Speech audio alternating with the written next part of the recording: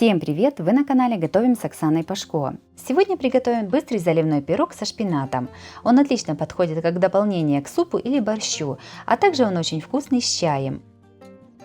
Подписывайтесь на мой канал и узнавайте еще больше вкусных и простых рецептов. Сначала подготовим начинку для пирога.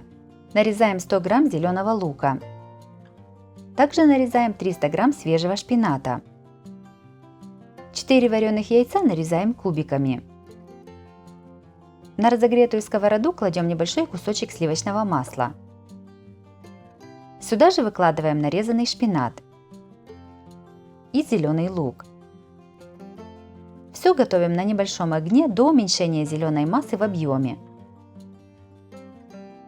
Сюда же к зелени добавляем нарезанные яйца. Солим по вкусу и кладем 2 чайные ложки горчицы с зернами. Все перемешиваем. Горчица придаст начинке пикантный вкус. Начинка готова, приступаем к замесу теста. В миску разбиваем 2 яйца, насыпаем 1 столовую ложку сахара и пол чайной ложки соли. Все взбиваем до однородности. Наливаем 400 мл кефира и опять перемешиваем. Сюда же в тесто добавляем 100 грамм слегка растопленного сливочного масла. Все перемешиваем. Насыпаем 280 грамм муки в 2 подхода и 1,5 чайных ложки разрыхлителя. Перемешиваем тесто до однородности. Еще больше разных рецептов пирогов смотрите у меня на канале по ссылке на экране или в описании под видео.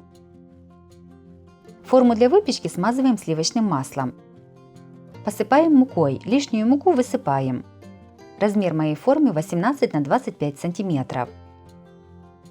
В подготовленную форму выливаем половину теста и равномерно распределяем его по дну.